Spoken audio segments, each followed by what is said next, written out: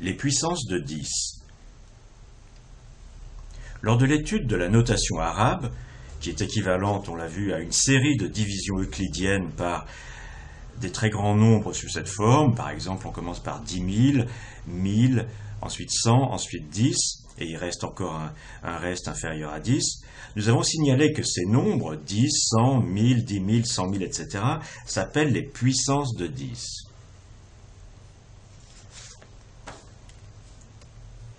Alors maintenant, étudions-les plus en profondeur. Tout d'abord, 100, c'est 10 fois 10, et on le note 10 avec un petit 2 au-dessus. Ça se lit 10 puissance 2, ça se lit aussi 10 au carré.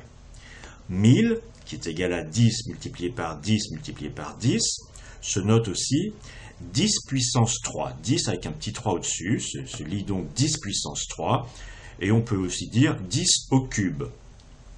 10 000 se note 10 avec un petit 4. Ça se lit 10 puissance 4 et il n'y a pas d'autre façon de l'appeler. 1 million, ça se note 10 puissance 6. Cette notation, avec ce que l'on appelle des exposants, c'est l'exposant 2, l'exposant 3, l'exposant 5, conduit à une règle simple. 10 puissance 2 multiplié par 10 puissance 3, eh bien c'est 10 puissance la somme des deux exposants. Ici, c'est 5. 10 puissance 2, c'est-à-dire 100, multiplié par 10 puissance 3, c'est-à-dire 1000, ça fait 100 000, et 100 000, c'est effectivement 10 fois 10 fois 10 fois 10 fois 10, c'est-à-dire 5 fois, et c'est 10 puissance 5. Et d'une manière générale, 10 à la puissance n multiplié par 10 à la puissance m, eh bien c'est égal à 10 à la puissance n plus m. Alors cette notation, qui est très simple et très puissante, c'est peut-être le cas de le dire, elle a encore d'autres conséquences. Vu que 10 puissance 3 multiplié par un dixième, c'est-à-dire 1000 multiplié par un dixième, ça fait 10 puissance 2, c'est-à-dire 100, eh bien on va noter naturellement un dixième, on va le noter 10 puissance moins 1. Comme ça, la règle marchera toujours. 10 puissance 3 multiplié par 10 puissance moins 1, ça fait 3 moins 1, c'est-à-dire 10 puissance 2. Donc 10 puissance moins 1, c'est aussi 1 sur 10 puissance 1. 10 puissance 1, c'est 10 tout simplement. 10 puissance moins 2, c'est 1 sur 100. C'est aussi l'inverse de 10 puissance 2, c'est 1 sur 10 puissance 2. Bon, tout ça c'est simple, il n'y a pas vraiment beaucoup de mystère là. Maintenant, notre règle, 10 puissance n multiplié par 10 puissance m égale 10 puissance n plus m, est même vrai quand n et m sont des nombres entiers positifs ou négatifs, quelconques. 10 puissance moins 1 multiplié par 10 puissance moins 2, ça fait 10 puissance moins 3. Parce que 1 sur 10 multiplié par 1 sur 100, ça fait 1 sur 1000. Pour être cohérent, notre système de notation avec des exposants implique aussi que 10 puissance 0 égale 1.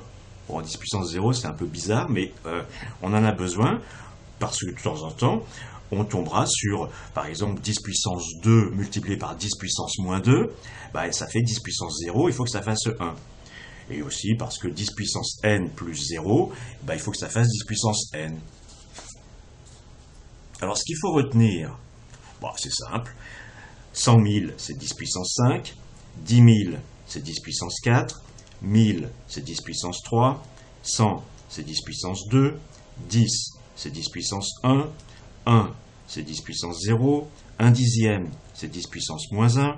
1 centième, c'est 10 puissance moins 2, etc.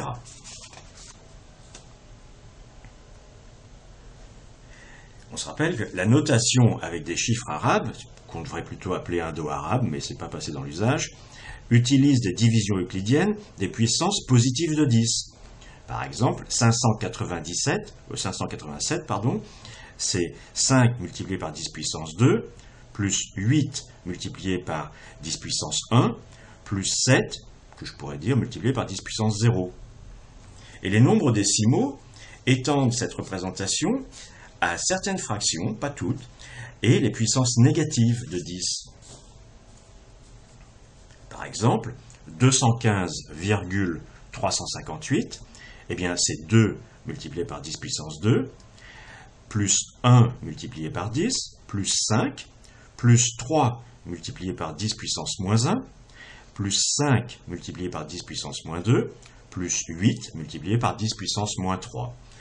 Et ces notations sont très puissantes pour faire des calculs.